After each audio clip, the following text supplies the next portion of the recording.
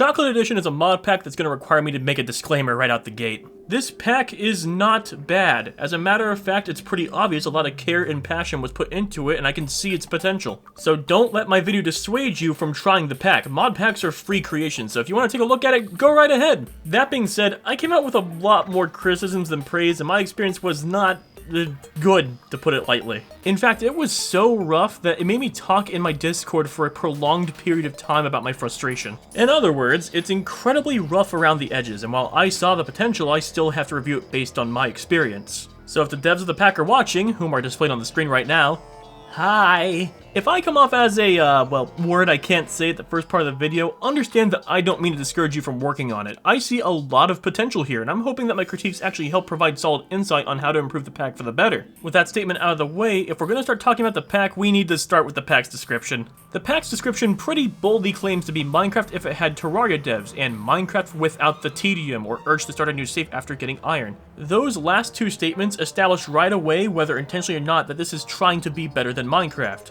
While this would be normally the point I'd start comparing this pack to vanilla Minecraft, I'm not going to do that because it said that it's Minecraft with Terraria Devs. I'm going to state an opinion on a divisive matter in the community. Minecraft does not need to be Terraria. In fact, I don't even think it should attempt to be. The two games aim to be entirely different experiences, and trying to Terraria-fy Minecraft isn't going to inherently improve Minecraft. If that's what you want to do with the game, that's okay. I'm not going to tell you that you shouldn't play and mod the game to fit that fantasy. That doesn't mean a pack can't try to be either. I can certainly appreciate the attempt, just don't claim to be better than Minecraft.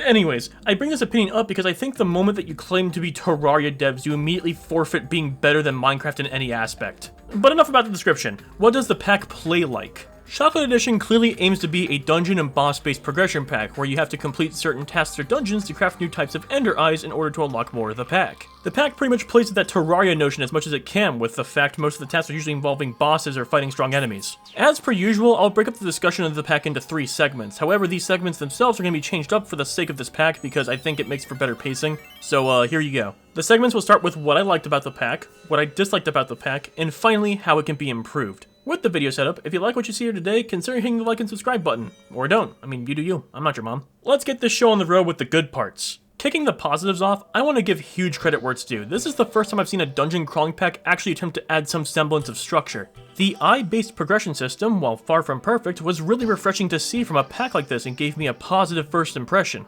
I was even more impressed that you even went the extra mile of locking off certain blocks, items, and even dimensions until eye requirements were met. Also, for a pack that's rocking over 340 total mods, the fact this pack runs remarkably smooth on just 4 to 8 gigs of RAM is a testament to its superb optimization. Whether that's the work of the devs or not, that's still pretty cool. By the way, no, I'm not going to be walking through all 340 mods, don't at me. I very rarely encountered major lag spikes or bugs while playing, even with the shaders active. Just well done. Well done. Also, the mods that were added felt, mostly, really friendly to the overall vibe of the game. It's pretty easy for mod packs that sort of fall into this place where mods are kind of hostilely added in without really much thought, and it ends up ruining the pack, so it's really nice that you guys really thought it out for this one. The new dungeons, mobs, village types, and structures chosen are pretty top-notch, so much so that I'm willing to ignore the fact that Blue Skies was added.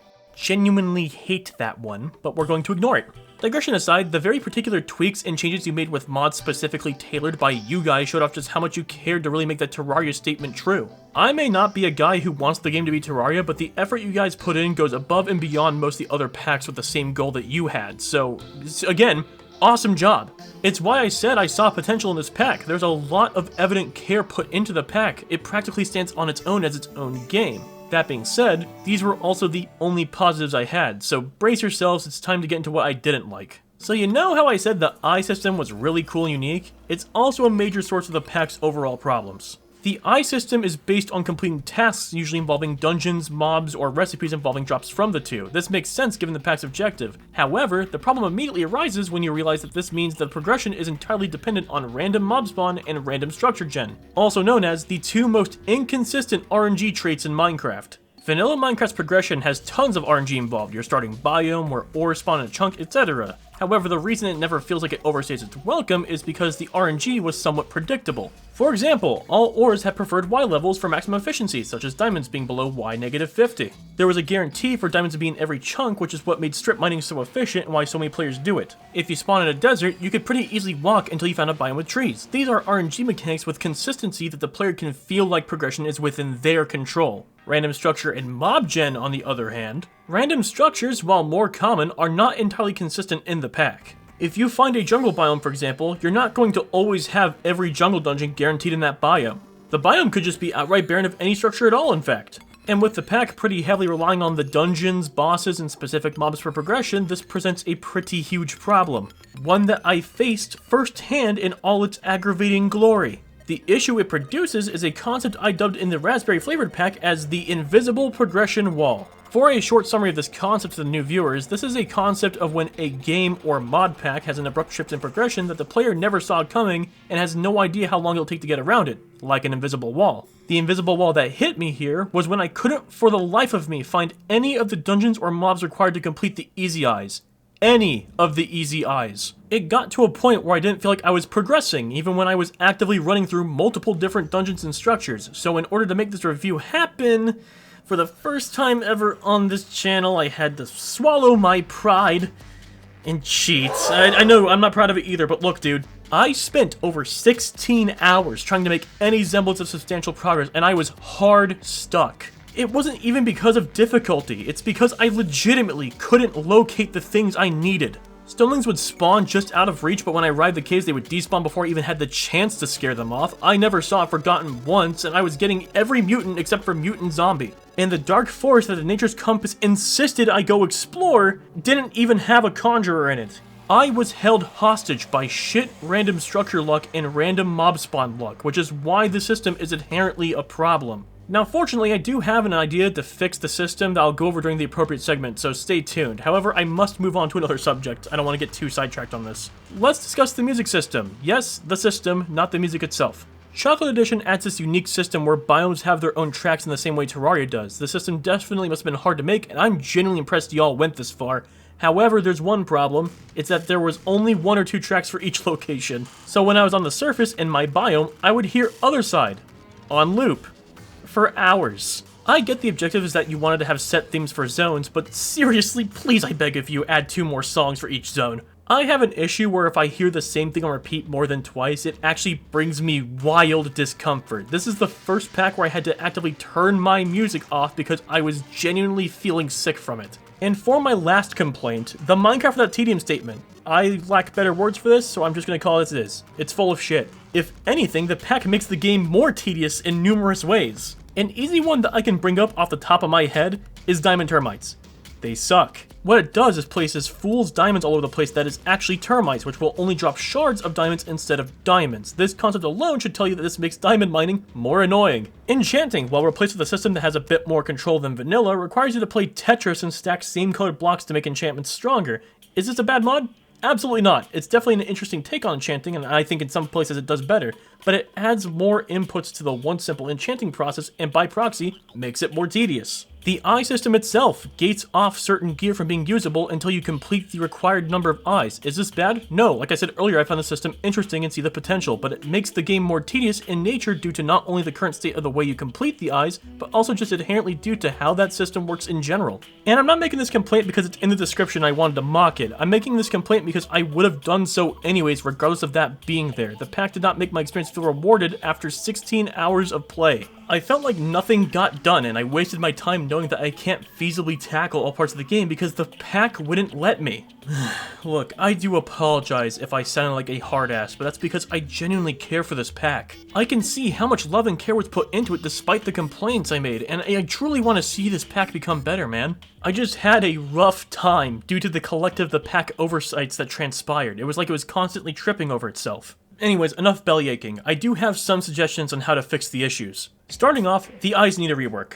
While I get the idea of boss-based progression, I feel like you can incorporate that by providing strong rewards and loot for beating them instead of gating off the game for it.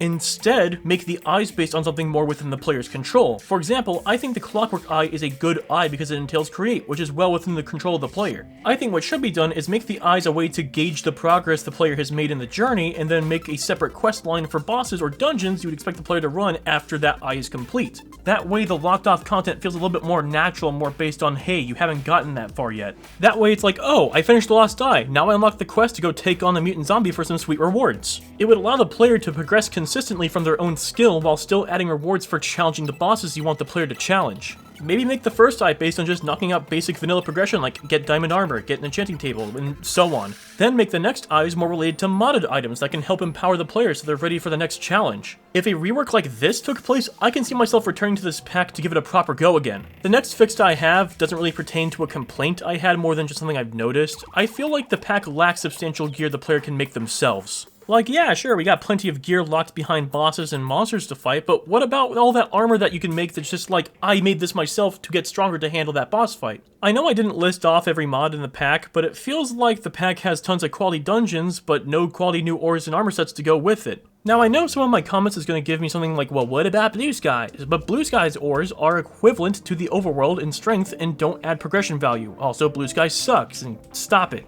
Bad. Even though Terraria had tons of cool weapons and accessories you got from bosses, the players still had to craft their own armor to face the foes. So maybe consider implementing some good gear progression mods. Silent gear perhaps? I don't know, that might be too customizable for the pack, but you get the idea. Give the player more personal progression instead of world-based ones. And lastly, this one might be a harder ask, but hear me out. Nature's Compass was a good idea, but I don't think it does the job you want it to. I think we need a mod to track structures instead of biomes. With a pack that's reliant on dungeons for its experience, it's important for a player to be able to locate the dungeons. Nature's Compass might help you find biomes where they're likely to be, but random structure gen also means random chance that the structure won't be there. Hell, there might be nothing in that biome. This is also worse when a structure is competing with other structure mods for spawn rates, so in order to remedy this problem, we need a compass to track structures instead of biomes, so the player isn't wasting time in areas they don't need to be. Just a thought. I mean, I don't know. If you can find something that replaces it, awesome. Otherwise, I don't know how you'd go about this, which is why it's a hard ask. Anyways, that concludes the fix section. So, would I recommend the pack? Not really, not in its current state anyways. I think it has a lot going for it, but the pack tends to trip on its own feet where it matters most. That being said, the pack is free, so if you want to see for yourself, then go right ahead. I'm never going to say to never play a pack unless it's genuinely awful, and this pack isn't even close to awful, trust me.